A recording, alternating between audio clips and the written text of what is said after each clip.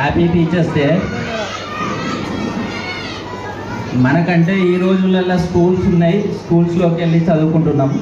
మన తాతల ముత్తాతల కాలంలో స్కూల్స్ ఉండకపోయేది, ఒకడే గురువు ఉండేది. ఆ గురువు దగ్గరికి స్టూడెంట్సే వెళ్ళి ఆ గురువుకి సేవలు చేసి, అంటే సేవలు చేసి గురువు ఖాళీ సమయంలో మాత్రమే వీళ్ళకు విద్యని అంటే చదువు చెప్పేవాడు.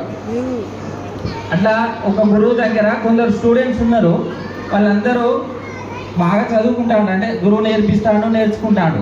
బట్ అందులో ఒక స్టూడెంట్ మాత్రం అసలే చదువుకోబోయేది, ఎంత చెప్పినా వినకుండా నార్మల్గా గురువు దగ్గర సేవలు చేసినామా ఉండమా అని అంటుండేది. కొన్ని సంవత్సరాలకు ఆ గురువు దగ్గర ఉన్న స్టూడెంట్స్ అందరూ వెళ్ళిపోతారు. వాళ్ళకు సడన్ ఏజ్ 18 years 17 years రాగానే వాళ్ళందరూ వెళ్ళిపోయినాక ప్రతి ఒక్కరు చదివిన వారందరూ కొందరు రాజు దగ్గర సైన్యంలో జాయిన్ అయ్యారు, కొందరు రాజు ఆస్థానంలో కవులుగా ఉన్నారు. తను మాత్రం ఎక్కడ ఏమి చేయకుండా ఖాళీగా ఉన్నాడు. ఖాళీగా ఉన్నాక ఒక 1-2 years తర్వాత వాళ్ళందరు స్టూడెంట్స్ అందరు మళ్ళీ గురువు గారి దగ్గరికి వచ్చి కలిసినప్పుడు ఎవరెవరు ఏమేమి చేస్తున్నారో ఆ గురువు గారికి అందరూ విన్నయించుకున్నారు, అంటే చెప్పుకున్నప్పుడు తను మాత్రం ఏం చేస్తలేడు, ఖాళీగా ఉన్నాడు. ఖాళీగా ఉన్నప్పుడు తన ఫ్రెండ్స్ తనను బాగా హేళన చేసినాక తను నెక్స్ట్ డే ఏం చేసిందంటే మళ్ళీ గురువుగారి దగ్గరికి సింగిల్గా వచ్చి, గురువుగారు వాళ్ళందరూ నన్ను బాగా హేళన చేసిర్రు, మీరు చెప్పినప్పుడు నేను ఏమో వినిపించుకోలేదు, సో నాకు ఫాస్ట్గా అన్నీ నేర్చుకొని వాళ్ళ లెక్క నేను ఒక స్థాయిలో ఉండాలని గురువుగారు బాగా బదిలాడిండు. సో గురువుగారు ఏమన్నారంటే, నా స్టూడెంటే కదా, ఇన్ని రోజులు నా దగ్గర ఉన్నవాడే కదా, రేపు రా బాబు, రేపు వస్తే నీకు మళ్ళీ అన్నీ నేర్పిస్తా అంటాడు. నెక్స్ట్ డే వస్తాడు. వచ్చినప్పుడు గురువు గారు ఏం చేస్తారంటే తన అందులో వేస్తా అంటాడు. గురువుగారు నాకు విద్యని బోధిస్తా అన్నారు, మీరేంటి రాళ్ళతో ఆడుకుంటారు అని చెప్పకుండా అంటే, లేదు నాయన, నేను ఇప్పుడు ఈ రివర్ దాన్ని దాటడం కోసం రాళ్ళతోని ఆనకట్ట కడతాను అంటాడు. గురుగారు ఒక్కొక్క రాయినైతే ఆనకట్ట ఎట్లా కట్టొస్తుంది గురుగారు, అవి అన్ని రాళ్ళు అన్ని నీళ్ళల్లో కొట్టుకోబోతున్నాయి కదా, ఆనకట్ట ఎప్పుడు కడతారు, ఎప్పుడు దాటుతారు గురువు గారు అని క్వశ్చన్ వేస్తే నువ్వు ఒక్క రోజులనే ఇన్ని సంవత్సరాల విద్యనంతా ఎట్లా నేర్చుకుంటావు నాయన, ఇన్ని సంవత్సరాలు పోయిందంతా నేర్చుకోకుండా ఇప్పుడు వచ్చి నాకు ఒక్క రోజులనే నేర్పియండి గురువుగారు, నేను వాళ్ళకంటే పెద్ద స్థానంలో ఉన్నానంటే ఎట్లా కుదురుతుంది నాయన, దేనికి కూడా కొంత సమయం కావాలి, నువ్వు మళ్ళీ మొదటి నుంచి నేర్చుకుంటావు అంటే మళ్ళీ కొన్ని సంవత్సరాలు నా దగ్గర విద్యను అభ్యసిస్తానంటే నేర్పిస్తా అంటాడు. మనం కూడా అంతే కదా, స్టార్టింగ్ నుంచి అన్నీ నేర్చుకుంటూ పోతేనే ఒక స్థాయిలో ఉంటాం. మధ్యలోనే ఆగి సరిగా చదవకుండా, స్కూల్కి రాకుండా, అమ్మ నాన్న చెప్పింది వినకుండా, గురువులు చెప్పింది వినకుండా, గురువులని క్రిటిసైజ్ చేసుకుంటా, అమ్మ నాన్న మాట వినకుండా చేస్తే ఆ స్టూడెంట్ లెక్క మిగులుతారు. మన ఏమున్నా ఒక మీ లాంగ్వేజ్లో చెప్పాలంటే, మీ అందరు మొబైల్ వాడతారా? ఇందులో మొబైల్ వాడతారా? మొబైల్స్ వాడతారు కదా. నెట్ అందరు గూగుల్ ఓపెన్ చేస్తారా? గూగుల్ ఓపెన్ చేస్తారు కదా, యూట్యూబ్ ఓపెన్ చేస్తారు కదా. ఇన్ కేసు నెట్ పని చేసి యూట్యూబ్ ఓపెన్ చేస్తే ఓపెన్ అవుతుందా? సిగ్నల్స్ రాకపోతే యూట్యూబ్ ఓపెన్ అవుతుందా? ఎందుకు?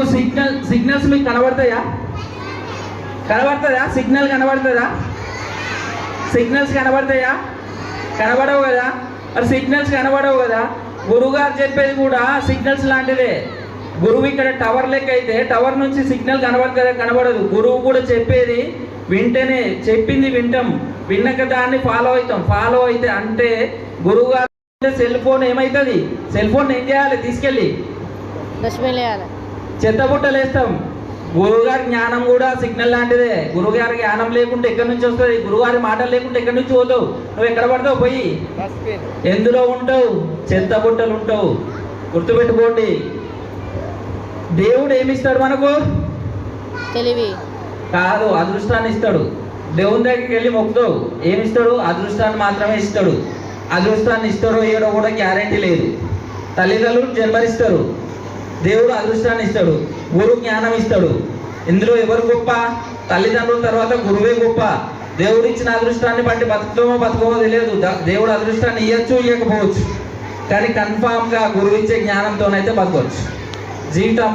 జీవితాంతం గురువు ఇచ్చిన జ్ఞానము సపోర్టెడ్గా ఉంటుంది.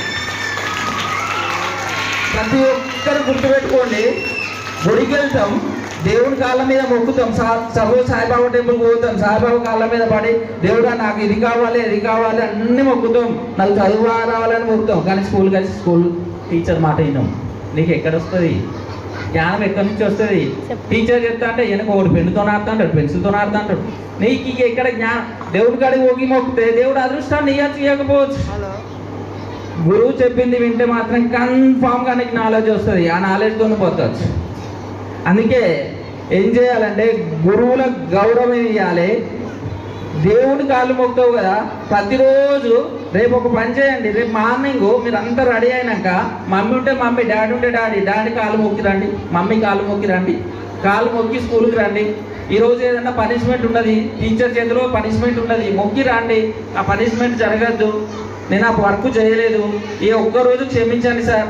మనుషులు అనుకోండి, ఆటోమేటిక్గా ఆ టీచర్ నీకు తెలియకుండా నేను నీలో పాస్ అవ్వండి. అంతకంటే మంచి పని ఏది లేదు. నువ్వు చేసిన సర్వ పాపాలన్నీ తొలగిపోతాయి. ఇంకొక స్టోరీ చెప్తా, చిన్న స్టోరీ. గురువు మీలో ఉన్న బలాన్ని ఎట్లా తెలుసుకుంటాడంటే ఒక చిన్న స్టోరీ చెప్తా వినండి. ఒక అబ్బాయి ఉన్నాడు, బాక్సింగ్ నేర్చుకోవాలని బాగా ఆలోచించి బాక్సింగ్ నేర్చుకో